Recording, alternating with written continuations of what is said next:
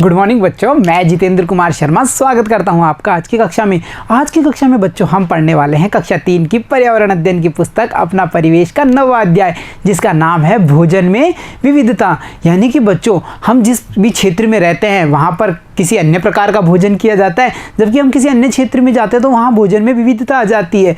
मतलब कि अलग अलग क्षेत्रों में अलग अलग प्रकार का भोजन किया जाता है। ऐसा क्यों होता है, किन किन क्षेत्रों में कौन कौन सा भोजन किया जाता है, और जो भोजन में ये विविधता पाई जाती है इसके लिए कौन कौन से कारक जिम्मेदार हैं, इन सभी प्रश्नों के उत्तर हमको मिलेंगे आज के अध्याय में। तो बच्चों चलो शुरू करते हैं आज का अध्याय, जिसमें हम जानेंगे अलग अलग भोजन के बारे में। प्यारे बच्चों, हम जिस राज्य में रहते हैं उसका नाम है राजस्थान, और राजस्थान के नक्शे को हम देख पा रहे हैं, दिख रहा है ना सभी को। राजस्थान राज्य को 33 जिलों में बांटा गया है, जिनके नाम हम यहाँ देख सकते हैं, जैसे गंगानगर, हनुमानगढ़, बीकानेर, चूरू। ये सभी अलग अलग जिले हैं जो राजस्थान के भाग हैं। प्यारे बच्चों यहाँ देखिए, कुछ जिलों को नाम हमने अलग से लिखे हैं, जैसे डूंगरपुर, जालोर, गंगानगर, कोटा। इन जिलों के नाम हमने अलग क्यों लिखे हैं? हम क्या करने वाले हैं, इन जिलों में जाने वाले हैं और पता करने वाले हैं बच्चों इन जिलों में कौन कौन सी फसलें हैं जो ज़्यादातर मात्रा में उत्पन्न होती हैं। तो चलो बच्चों शुरू करते हैं भोजन में विविधता। देखिए बच्चों, डूंगरपुर में मक्का खूब उगता है।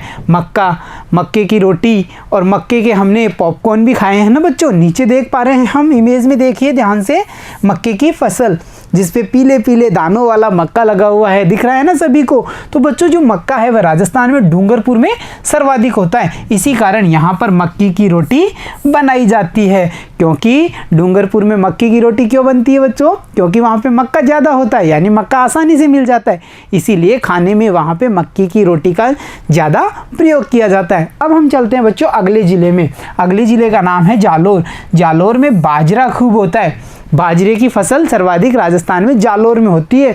यहाँ बाजरे की रोटी, कैर, सांगरी की सब्जी ज़्यादा बनती है। देखो बच्चों, कैर और सांगरी की सब्जी दिख रही है ना सभी को। कैर और सांगरी की सब्जी राजस्थान में पंचकुटे की सब्जी बनाई जाती है, उसमें भी कैर और सांगरी का मुख्य रोल होता है बच्चों। साथ ही साथ बच्चों हम यहाँ देख पा रहे हैं बाजरे की फसल को, जो कि जालोर में होती है, और इसी कारण बाजरे की रोटी और कैर सांगरी की सब्जी जालोर में बनती है। फिर बच्चों हम चलते हैं अगले ज़िले पे। अगला ज़िला है गंगानगर में। चावल की खेती बहुत होती है, रोटी के साथ चावल भी खाया जाता है। तो देखा आपने, गंगानगर में चावल ज़्यादा मात्रा में होता है, इसीलिए वहाँ के निवासियों के भोजन में चावल एक मुख्य रूप से सम्मिलित होता है। और नीचे हम देख पा रहे हैं चावल की फसल को। अब बच्चों हम बढ़ते हैं अगले ज़िले में, जिसको हमने लिखा था ना डूंगरपुर, जालोर, उसके बाद में हमने बात की गंगानगर की, और अब हम बात करने वाले हैं कोटा की। तो देखिए बच्चों, कोटा में गेहूं अधिक उगता है, तो जाहिर सी बात है वहाँ पर बनने वाले भोजन में गेहूं और गेहूं से बनने वाले उत्पादों की अधिकता होगी, इसीलिए कोटा में गेहूँ से बने उत्पादों का उपयोग अधिक किया जाता है। और ये हम देख पा रहे हैं गेहूँ की फसल को। तो प्यारे बच्चों, देखा आपने, एक राजस्थान जो कि हमारा राज्य है उसमें ही अलग अलग क्षेत्रों में अलग अलग प्रकार की फसलों के उत्पन्न होने के कारण वहाँ हम देख पा रहे हैं ना भोजन में कितनी विविधता है। कहीं पर चावल की अधिकता है होने के कारण भोजन में चावल का भार ज़्यादा है, कहीं पर हम देख पा रहे हैं गेहूँ की अधिकता है, कहीं पर मक्के का भार अधिक है। तो बच्चों ये सब विविधता है वो वहाँ पर उत्पन्न होने वाली फसलों की उत्पादकता पर निर्भर करती है। तो चलो बच्चों अब कुछ आसान से प्रश्नों को हल करने की कोशिश करते हैं, वो है हमारे सोचिए और चर्चा कीजिए। देखिए बच्चों, पहला प्रश्न है, आपके क्षेत्र में भोजन में मुख्यतः क्या क्या खाते हैं? जैसा बच्चों हमने देखा था जालोर में, जो जालोर में रहने वाले व्यक्ति थे वो क्या खा पा रहे थे, हमने देखा ना वहाँ पे उन लोगों के भोजन में सर्वाधिक मात्रा में क्या खाया जा रहा था, हमने देखा ना बच्चों। वहाँ हम देख पा रहे थे वो कैर सांगरी की सब्जी और बाजरे की रोटी खा पा रहे थे, क्योंकि वो वहाँ पर उत्पन्न हो रही थी। ऐसे ही बच्चों हमें भी बताना है कि आपके क्षेत्र में भोजन में मुख्यतः क्या खाते हैं। मतलब कि आपके भोजन में जिस भी चीज़ का मुख्यतः रूप से उपभोग किया जाता है उसके बारे में आपको यहाँ पर बताना है। बच्चों अब बढ़ते हैं हम अगले प्रश्न पे। अगला प्रश्न है, अलग अलग स्थानों पर अलग अलग प्रकार का भोजन क्यों खाया जाता है। तो प्यारे बच्चों, इस सवाल का जवाब हम सीख चुके हैं कि वहाँ पर यानी अलग अलग स्थानों पर उत्पन्न होने वाली फसलों की उत्पादकता के कारण ही उन स्थानों पर भोजन की विविधता आ जाती है। मतलब कि जहाँ पर जो फसल ज़्यादा उत्पन्न होगी वहाँ के निवासी उसे अपने भोजन में मुख्य रूप से शामिल करेंगे और इसी कारण से अलग अलग स्थानों पर अलग अलग प्रकार का भोजन किया जाता है। तो देखा प्यारे बच्चों, इन प्रश्नों का हमने कितने आसानी से उत्तर दे दिया। तो चलो बढ़ते हैं हम आगे अगले प्रश्न पे। देखिए बच्चों, नीचे तालिका में खाने की चीज़ों के नाम दिए गए हैं। यदि आपने इनको कहीं खाया है तो तालिका में लिखिए। बच्चों देखिए, इस तालिका में एक तरफ भोजन का नाम है और सामने उसको हमने कहाँ खाया है हमें ये बताना है। तो देखिए बच्चों, डोसा, पहला भोजन का नाम है डोसा। डोसा बच्चों दक्षिण भारत यानी जो भारत के दक्षिणी एरिया हैं, दक्षिणी क्षेत्र हैं, वहाँ पे खाया जाता है। जैसे चाहे तमिलनाडु हो, साउथ में जितना भी एरिया है वहाँ पर डोसा खाया जाता है। तो आपको ये बताना आपने डोसा कहाँ खाया है और उस स्थान का नाम हमें यहाँ लिखना है। बच्चों उसके बाद में है केर और सांगरी। केर सांगरी की जो सब्जी है बच्चों वो मुख्यतः राजस्थान में ही बनाई जाती है और आपने केर सांगरी को कहाँ खाया है उस स्थान के बारे में आप यहाँ बताएंगे। फिर आता है बच्चों बड़ा पाव। बड़ा पाव महाराष्ट्र में मुख्य रूप से खाया जाता है और इसको भी आजकल हम देख पाते हैं ना, जो रेडी वाले होते हैं वो बड़ा पाव भी बेचते हैं और हमने उनके पास में काफ़ी बार खाया होगा। तो आपको भी बताना है आपने बड़ा पाव को कहाँ खाया। फिर बच्चों मक्की की रोटी, जिसके बारे में हमने जानकारी प्राप्त की थी कि मक्का पंजाब में भी ज़्यादा होता है, इसी कारण मक्के की रोटी पंजाब में भी खाई जाती है। फिर बच्चों बाजरे की रोटी जो जालोर में सर्वाधिक थी। मालपुआ, मालपुआ खाया होगा ना सभी ने, मीठा मीठा देसी घी से बना हुआ मालपुआ कितना टेस्टी होता है। फिर बच्चों उसके बाद में है चावल। जैसा कि हमने देखा था गंगानगर में चावल सर्वाधिक हो रहा था और वहाँ के निवासी चावल खा रहे थे। ऐसे ही बच्चों इन सभी भोजनों को आपने कहाँ खाया है उन स्थानों के बारे में आपको ये बताना होगा। तो चलो बच्चों अब बढ़ते हैं हम पाठ में आगे और जानते हैं भोजन में विभिन्नता क्यों होती है, अलग अलग स्थानों पर अलग अलग प्रकार का भोजन क्यों किया जाता है, ऐसे कौन कौन से कारण हैं जो भोजन की उपलब्धता को प्रभावित करते हैं। तो देखिए बच्चों, भारत के अलग अलग क्षेत्रों की जलवायु भिन्न भिन्न होने के कारण वहाँ अलग अलग प्रकार की फसलें होती हैं। तो बच्चों हमें समझ में आया जो जलवायु है यानी कि जो मौसम है उसका प्रभाव फसलों की उत्पादकता पे पड़ता है। देखो बच्चों, कुछ ऐसी फसलें होती हैं जो ठंडे प्रदेशों में पाई जाती हैं, कुछ ऐसी होती हैं जिन्हें थोड़ा गर्म प्रदेश चाहिए। तो भारत में इतने विशाल भारत देश में अलग अलग स्थानों पर अलग अलग जलवायु पाई जाती है, जिसके कारण जो अलग अलग स्थान हैं वहाँ पर फसलों के प्रकार भी अलग अलग होते हैं। तो बच्चों इस कारण से देखिए इन क्षेत्रों में रहने वाले लोग अधिकतर वही खाते हैं जो वहाँ की पैदावार होती है। मतलब कि ये तो हमने समझा था ना, जिस स्थान पे जो फसल ज़्यादा होगी वहाँ के निवासी उस फसल को अपने भोजन में मुख्य रूप से शामिल करेंगे। होता भी यही है ना, अगर हमारे पास में चॉकलेट ज़्यादा है तो हम चॉकलेट खाएंगे, अगर हमारे पास में दूध है तो हम दूध ज़्यादा पिएंगे। तो बच्चों जैसे ही अलग अलग स्थानों पर जिस फसल की पैदावार सर्वाधिक होती है वहाँ के निवासी उसे ही अपने भोजन में मुख्य रूप से शामिल करते हैं। तो देखो बच्चों, अब कुछ उदाहरणों को देखते हैं, भारत के कुछ ऐसे राज्यों को देखते हैं जहां पर अलग अलग भोजन किया जाता है क्योंकि वहां पर उन फसलों की बहुतायता होती है। जैसे कि देखो पंजाब में मक्की की रोटी और सरसों का साग खाया जाता है। बच्चों सरसों का साग और मक्के की रोटी पंजाब की प्रसिद्ध है। और यहाँ देखो एक थाली की इमेज जो पंजाबी थाली है दिख रही है ना सभी को, इसमें पीली पीली मक्की की रोटी है और सरसों का साग भी दिख रहा है सभी को। ये एक पंजाबी थाली है। क्यों बच्चों ऐसा क्यों हुआ? पंजाब में मक्के की रोटी अधिक क्यों, सरसों का साग क्यों खाया जाता है ज़्यादातर? क्योंकि बच्चों पंजाब की जलवायु ऐसी है, वहाँ पर मक्का और सरसों बहुत आसानी से उपलब्ध होता है और उनकी बहुतायत होती है। इसी कारण पंजाब में मक्की की रोटी और सरसों का साग खाया जाता है। अब देखते हैं बच्चों अगले राज्य का उदाहरण। अगला है बच्चों दक्षिण भारत में दाल चावल, इडली सांभर, डोसा, रसम आदि खाए जाते हैं। तो देखो बच्चों यहाँ इमेज में देख पा रहे हैं ना, इडली और डोसा दिख रहा है सभी को।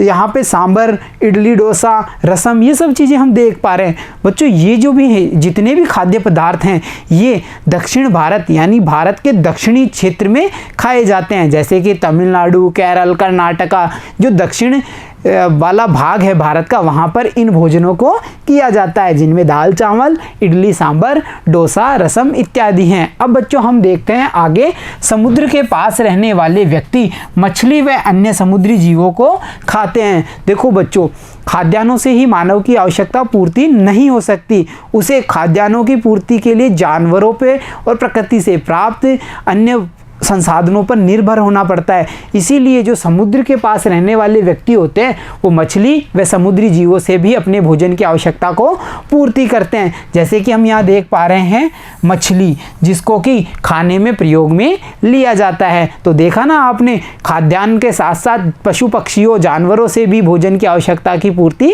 की जाती है। अब बच्चों हम बढ़ते हैं आगे। राजस्थान के विभिन्न क्षेत्रों में विभिन्न प्रकार का भोजन किया जाता है और इसके बारे में हमने जानकारी प्राप्त की थी। जैसे डूंगरपुर में हमने देखा था, हमने मक्के की रोटी वगैरह का डूंगरपुर में देखा, हमने जालोर में देखा। इसके अलावा हमने ये देखा गंगानगर में चावल खाए जा रहे थे, कोटा में गेहूं ज़्यादा था। तो राजस्थान के विभिन्न क्षेत्रों में भी भोजन में विविधता पाई जाती है। और यहाँ हम देख पा रहे हैं एक राजस्थान की भोजन की थाली, जिसमें हम देख पा रहे हैं केर सांगरी की सब्जी, बाजरे की रोटी और दही छाछ, मिठाइयाँ, ये सब देख पा रहे हैं।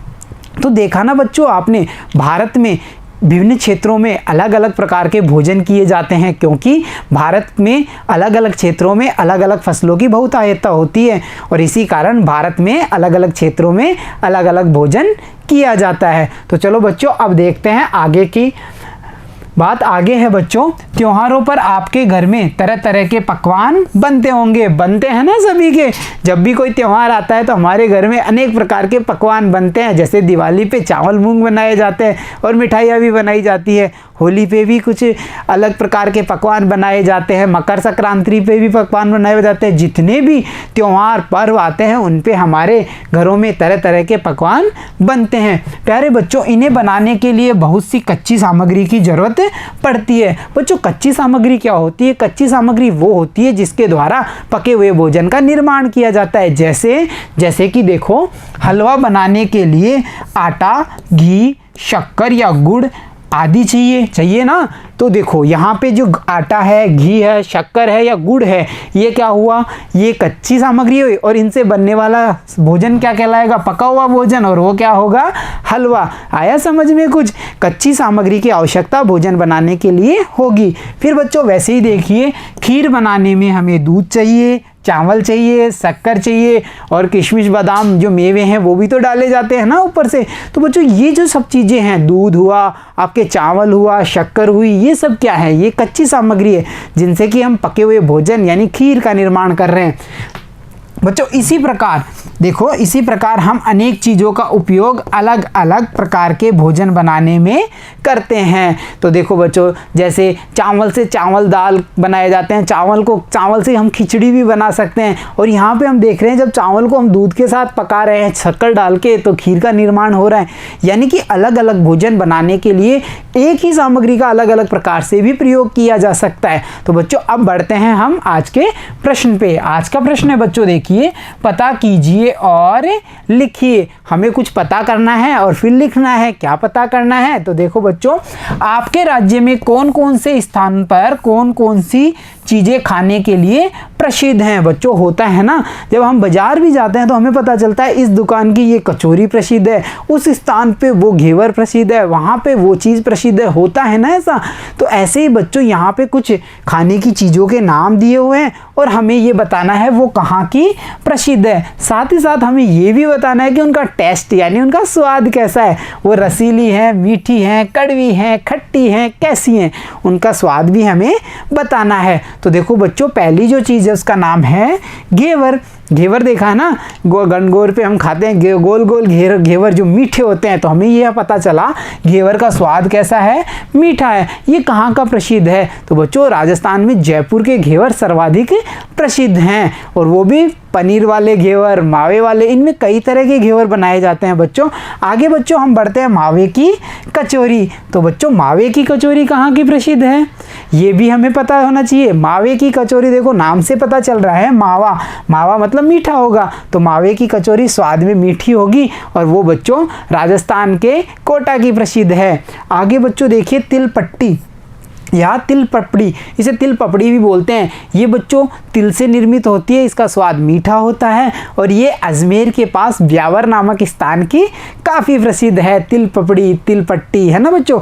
उसके बाद में बच्चों ऐसे ही हमें पता करना है कि पापड़ भुजिया जो कि नमकीन होंगे, भुजिया पापड़ नमकीन होते हैं, ये बीकानेर के प्रसिद्ध होते हैं। इसके बाद में बच्चों अलवर पाक अलवर का प्रसिद्ध है, इसमें तो नाम से ही पता चलता है कि अलवर पाक अलवर का प्रसिद्ध है। फिर पेठे, पेठों के बाद में बच्चों रबड़ी और बाजरे की खींच, ये सब बच्चों अलग अलग प्रकार के भोजन हैं और इनके अलग अलग स्वाद हैं। इनके बारे में हमें पता करना है और लिखना है कि ये कहाँ के प्रसिद्ध हैं। तो देखा बच्चों आपने, आज के इस भाग में हमने कितने सारे भोजन के प्रकारों के बारे में जाना, साथ ही साथ हमने ये जाना कि भिन्न प्रकार की जलवायु के कारण अनेक स्थानों पर जो भोजन की उपलब्धता है, फसलों की उपलब्धता है, उसमें विभिन्नता पाई जाती है। इसी कारण भारत जैसे विशाल देश में अलग अलग स्थानों पर अलग अलग प्रकार का भोजन किया जाता है। साथ ही साथ हमें यह पता चला कि कुछ विशेष स्थानों के विशेष पकवान या भोजन प्रसिद्ध हैं। तो देखा बच्चों आज के इस अध्याय में हमने भोजन की विभिन्नता को लेकर कितना कुछ सीखा है। तो प्यारे बच्चों आज के इस भाग में इतना ही, मिलता हूं आपसे अगली कक्षा में, तब तक के लिए धन्यवाद बच्चों।